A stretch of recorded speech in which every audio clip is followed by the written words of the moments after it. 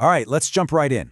Picture this. You're out in the wild, the sun's dipping below the horizon, and that temperature is starting to plummet.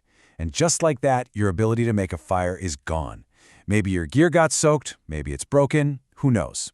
The question is, what do you do now? We're about to explore how you can create fire when every single one of your conventional tools has failed, using just what you might have on you right now. In a survival situation, fire is just everything. This quote from the legendary woodsman E.H. Krebs just says it all, doesn't it? It's not about being cozy, it's about staying alive. Fire is warmth against hypothermia. It's a way to make water safe to drink. It's how you cook your food, and it keeps curious animals at a distance. It's the absolute bedrock of our ability to make it through a night in the wild. And right here, this is the million-dollar question. We put so much trust in our modern gear, our lighters, our fancy strikers, but what happens when all that convenience is just stripped away? That's the moment. That's the scenario where your knowledge, your ingenuity, becomes infinitely more valuable than any piece of equipment you could have packed. It's what separates sheer panic from smart survival. Now here's something really interesting, what a fire does for your head.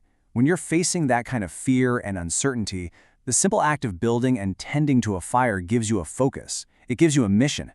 That little flame literally pushes back the darkness, and the warmth creates this bubble of security. It's a beacon of hope that can give you the mental grit to just keep going. This brings us to the absolute heart of the matter. Survival is not about having the perfect gear. It is a mindset. It's about looking at the world around you, not just for what it is, but for what it could be. This quote just nails it. A stick isn't just a stick. It's a potential part of your shelter. A piece of trash isn't just trash. It's a potential tool. And this is where we shift from the problem to the solution. Pure improvisation.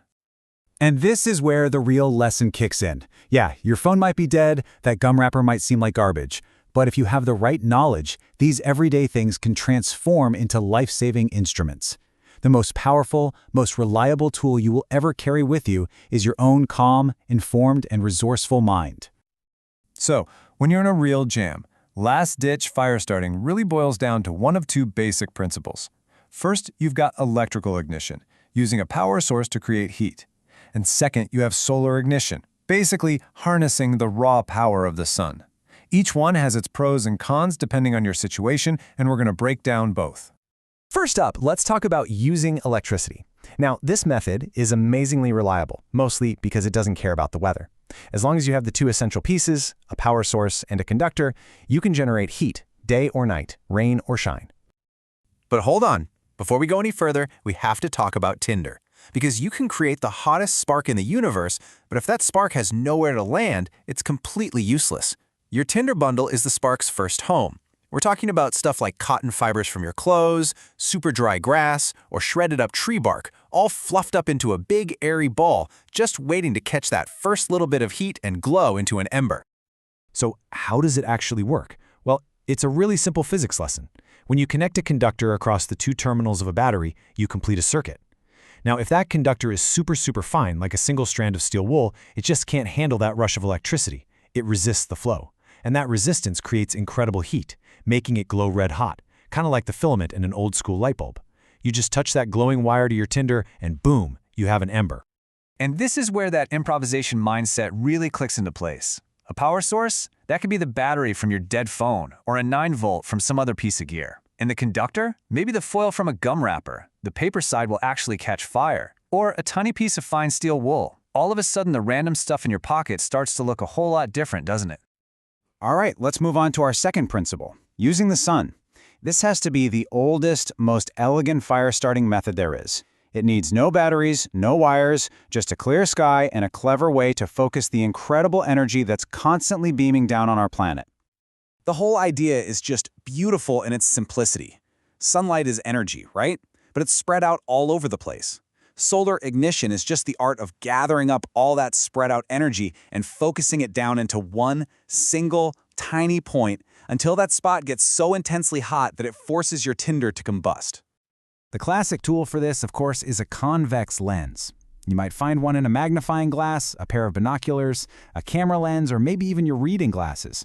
If you angle that lens just right, you can bend all those rays of sunlight so they meet at a single point on your Tinder, creating a pinpoint of light so hot it can make dry material start to smolder in just a few seconds. But what if you don't have a lens? This is where the real genius comes out. Think about the bottom of a soda can. It's a curved, concave shape, like a little satellite dish.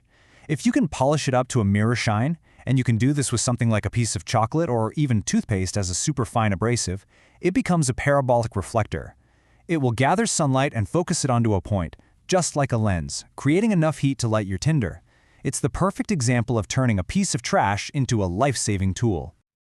Okay, so we've just covered some really powerful concepts.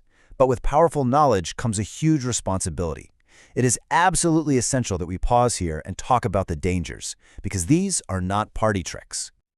Let me be perfectly, 100% clear. The techniques we've been talking about are for true life-or-death survival situations. These are for when there are no other options left on the table. They are a final, desperate measure when the alternative is truly dire. I cannot stress this enough. Safety is everything. Short-circuiting modern lithium batteries, like the one in your phone, is incredibly dangerous. They can vent toxic gas, burst into violent flames, or even explode. The purpose of this explainer is for you to understand the principles of survival, not to encourage you to try this stuff casually. The risk of severe burns or starting an uncontrolled wildfire is just extraordinarily high. So after going through all these extreme methods, what's the one thing you really need to walk away with? It's not about memorizing a specific trick or a specific tool. The real takeaway is this: the ability to look at a dead phone and see a spark, or to look at a discarded can and see a sunbeam, that comes from knowledge. It's about building a mindset that stays calm under pressure, that's informed by scientific principles, and that's resourceful enough to see a solution where everyone else just sees a problem. That mindset is the only tool that will never break, never get soaked, and will never, ever run out of batteries. And that brings this whole lesson right back to you. Seriously, take a second. Think about what you're carrying right now. Your keys, a pen, a credit card, your belt. With the right way of thinking, which one of those normal, everyday objects could become a tool that saves your life? That's the question that lies at the very heart of survival.